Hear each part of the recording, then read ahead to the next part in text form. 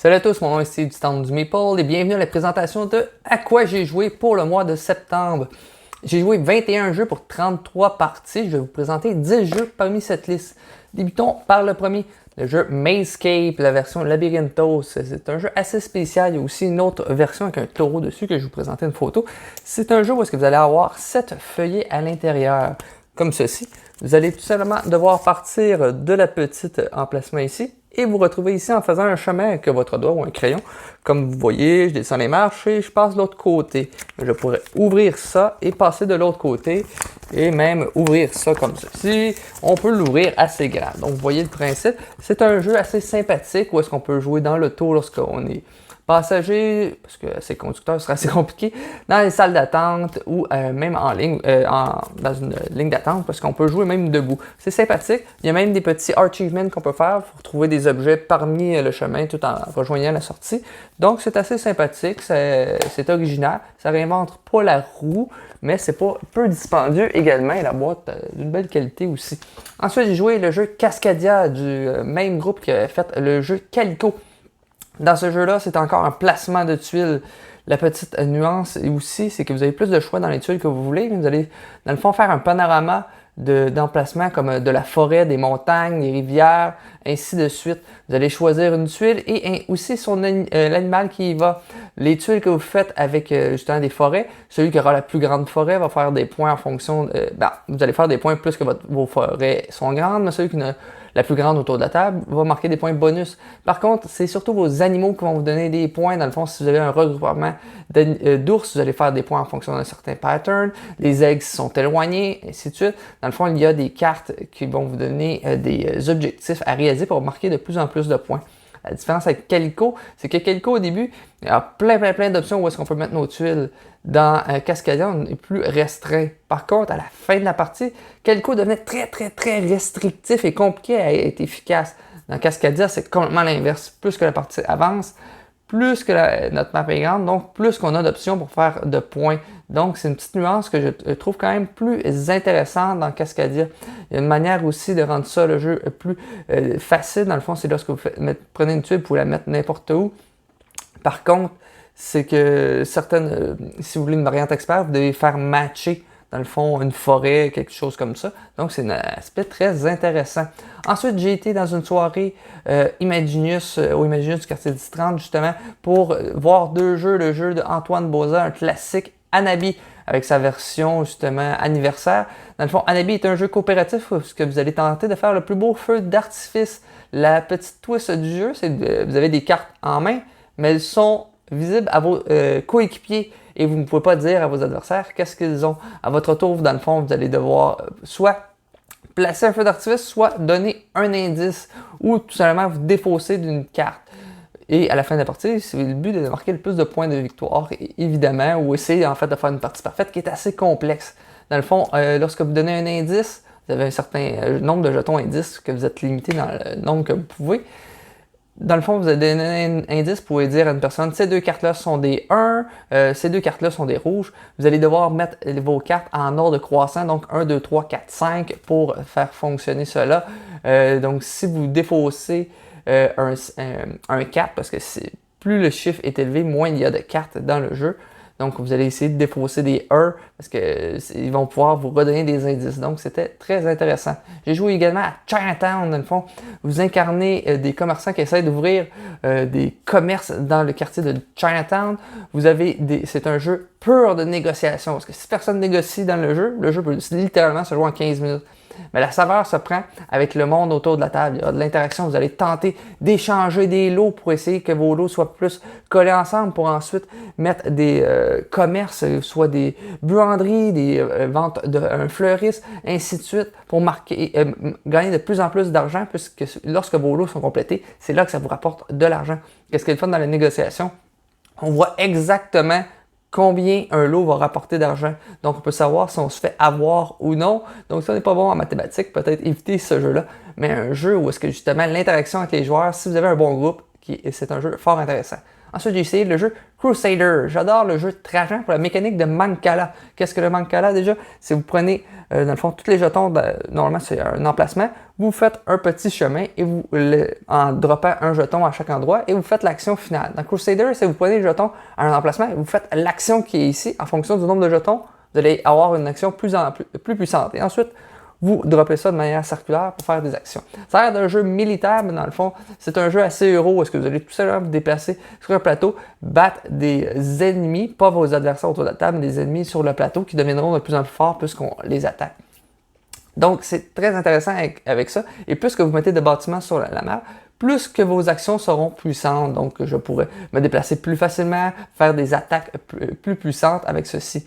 L'aspect aussi qui est le fun, c'est que vous avez des personnages avec un pouvoir, je vous dirais, différent, variable power au début de la partie, comme pas nécessairement au niveau du plateau, c'est au niveau de la mécanique du Mancala. Comme le mien, lorsque vous faites le Mancala, vous devez aller dans le sens horaire. Moi, je peux aller dans le sens anti-horaire aussi. Mon adversaire, lui, pouvait sauter un emplacement pour mettre un jeton pour préparer mieux ses choses. Donc, c'était intéressant. Peut-être au niveau de la rejouabilité, ça va être difficile parce que techniquement, on pourrait faire toujours les mêmes choses, mais en même temps, pourquoi pas varier ce qu'on fait? Ensuite, j'ai joué le jeu Furnace ou le jeu au fourneau en français. C'est un jeu où vous allez essayer de construire des industries en faisant des enchères avec le marché central. Par contre, au niveau des enchères, vous pouvez mettre un jeton sur une carte où est-ce qu'il n'y a pas un de vos jetons, ni un jeton de la même valeur de vos adversaires. Donc, je ne pourrais pas mettre un 4 si quelqu'un a déjà mis un 4 sur celui-ci. Par contre, les jetons que vous avez mis sur les cartes que vous ne remportez pas, vous allez avoir un bonus avec le logo qui est au-dessus. Donc, vous allez gagner des ressources.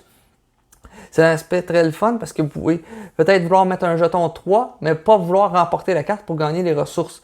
L'aspect le fun aussi du jeu, c'est que lorsque vous gagnez des cartes, vous devez les mettre sur votre tableau et vous devez les déclencher de gauche à droite. Ça va être la variante expert, mais je la conseille fortement pour donner une bonne saveur au jeu. Donc, c'est une petite programmation d'action. Le but du jeu va être de faire le plus de points de victoire avec ceux-ci. La rejouabilité, par contre, je la trouve un petit peu limitée parce qu'il y a plusieurs cartes, je trouve, qui font les mêmes choses. C'est tout simplement des échanges de ressources. Je change du fer contre du charbon et un point, ainsi de suite. Il y a un petit aspect de pouvoir varié aussi, parce que vous avez des cartes avec des pouvoirs différents. Quelqu'un va pouvoir mettre plus qu'un jeton à un emplacement, ainsi de suite. L'idée est intéressante, je vais le réessayer à 4 joueurs où est-ce que l'enchère va être plus intéressante, mais on dirait que je suis sceptique. Ensuite, j'ai essayé le classique Imaginarium, un jeu avec une thématique assez funky, où est-ce que vous allez devoir construire des machines assez spéciales. Au début de chaque tour, dans le fond, vous allez mettre un jeton, votre ouvrier, une espèce d'ouvrier, sur un emplacement, payer un coup pour gagner une machine que vous allez devoir construire ensuite sur votre plateau et faire des actions. Le but à la fin de la partie, c'est lorsqu'on atteint un certain nombre de points de victoire à la fin d'une ronde, la partie se termine. L'aspect le fun, c'est que vous avez 2 flèches sur votre plateau personnel qui vont déterminer vos actions. Vous ne pourrez pas refaire les mêmes actions d'une ronde à l'autre, mais vous pouvez vouloir faire 2 actions, mais si les flèches ne pointent pas dans ce sens, vous ne pouvez pas les faire. Évidemment, les flèches ne peuvent pas être séparées. Par contre, il y a des assistants qui sont disponibles pour vous aider. Les assistants vont briser des règles, comme justement faire des actions qui sont opposées, ou même construire 2 machines dans le même tour. Il faudra savoir quand détruire ces machines au bon moment pour marquer des points de victoire. Ensuite, j'ai essayé Unforgiven, un jeu sur la thématique justement de l'accusation de la personne qui avait tué Lincoln.